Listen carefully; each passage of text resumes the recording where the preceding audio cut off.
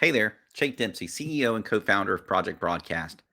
Today we're going to talk about spam, our message insights feature, and Ava, our AI virtual assistant that can help you reduce the probability of you getting blocked by carriers.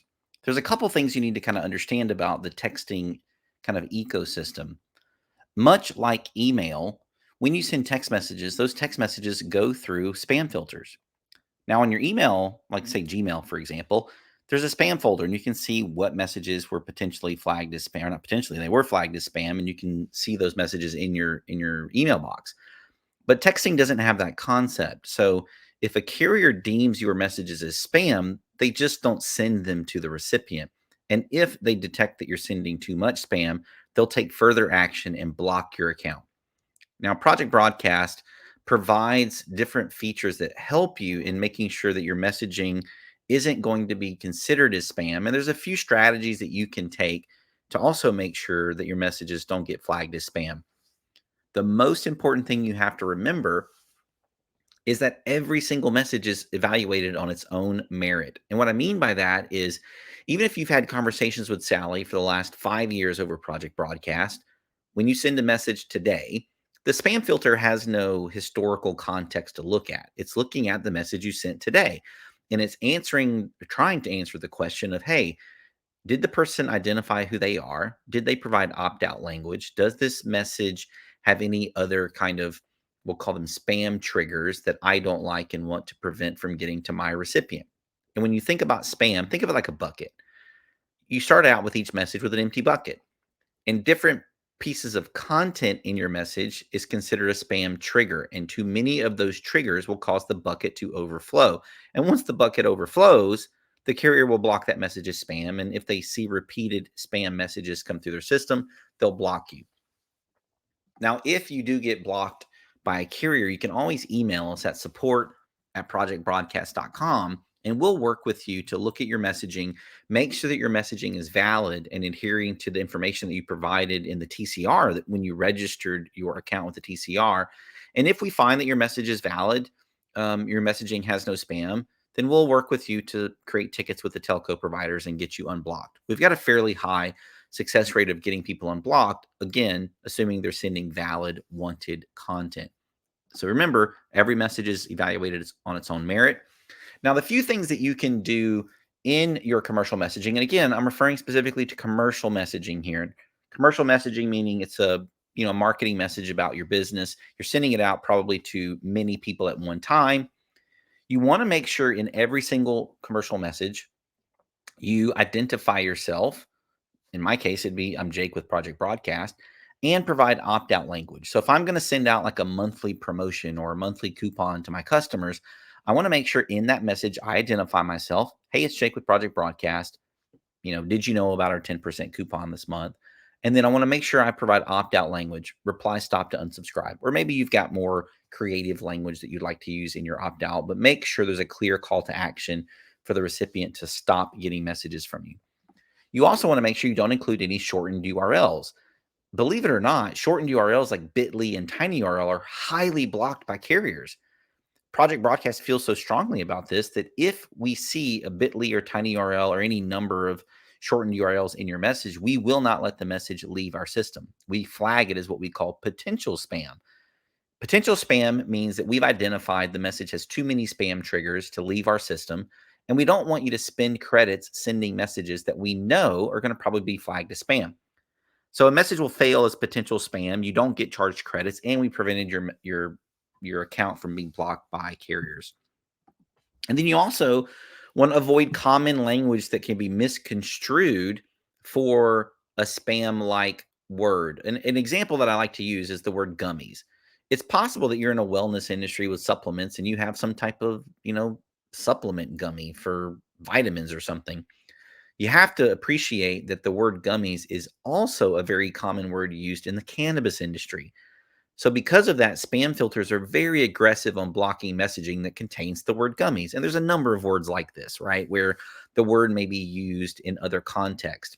And a spam filter may detect your message as being cannabis or CBD related, even though it may not be because you used the word gummies. I'm going to hop over to Project Broadcast and we'll take a look at the different features in Project Broadcast that kind of help you with spam, remembering that our Message Insights feature is not a silver bullet. It doesn't prevent you from getting blocked. It provides tools for you to ensure that your message is as good as it can be based on what we know. So in Project Broadcast, anywhere you're crafting a message, I'm just going to play in this chat area. You'll notice you can type a message, you can insert emojis, and you've got templates and images and other features. But the one important thing I want you to pay attention to is this little icon. This is Ava.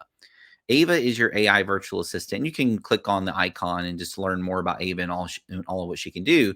I'm going to focus on one particular feature of Ava, which is providing message strength to you. So as you type a message,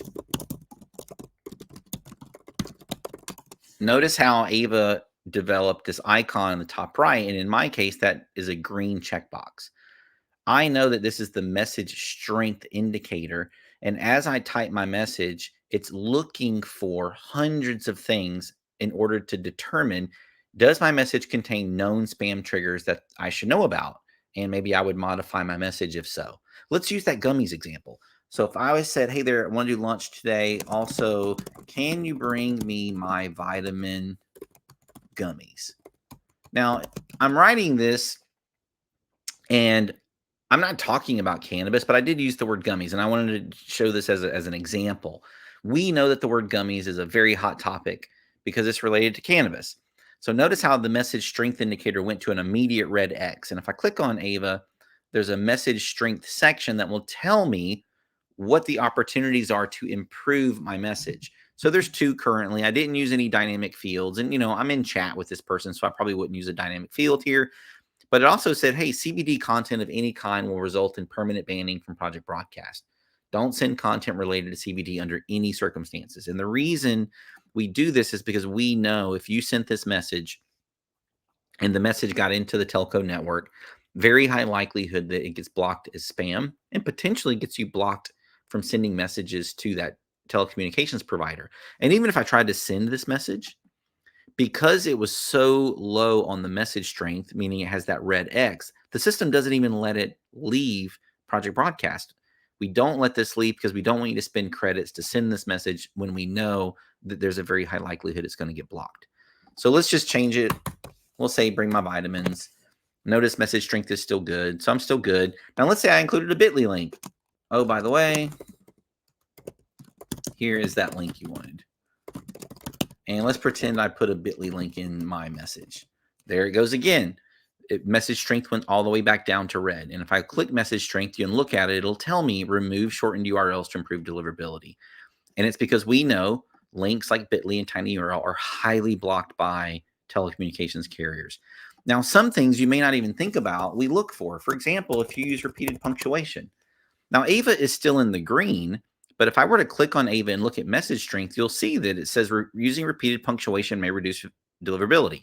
So remember when I talked about spam as like an empty bucket when you first are crafting a message, and anytime a spam trigger is identified, it fills that bucket. And some spam triggers are, more powerful than others. So repeated punctuation may not have as large of a weight as, say, a bit.ly URL or using the word gummies, for example.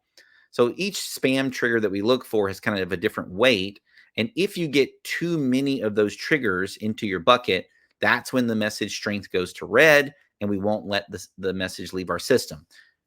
Now, that same concept happens whether you're building a schedule message or a campaign or a keyword reply.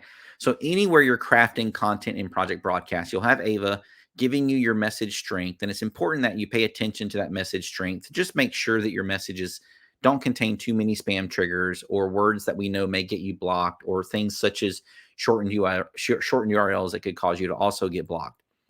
And again, it's really important to understand that all messaging and every message, even though you've got years and years of history with someone, every single message is evaluated on its own merit. And you have to make sure that when you're sending a commercial message, commercial particularly important here, you're identifying yourself, providing the content, and providing a clear opt-out for someone to opt out of receiving messages from you. You want to make sure to avoid those shortened URLs as we know that those are blocked highly by carriers. And you want to just make sure you're avoiding common language that might be construed as spam. Now, Message Insights isn't perfect and it's not a silver bullet, but it is there to help protect you as best we can from sending messaging that we know may get you blocked by a carrier. Now, if you do get blocked by a carrier, you can always email us at support@projectbroadcast.com, and we'll help to get you unblocked and investigate why you were blocked.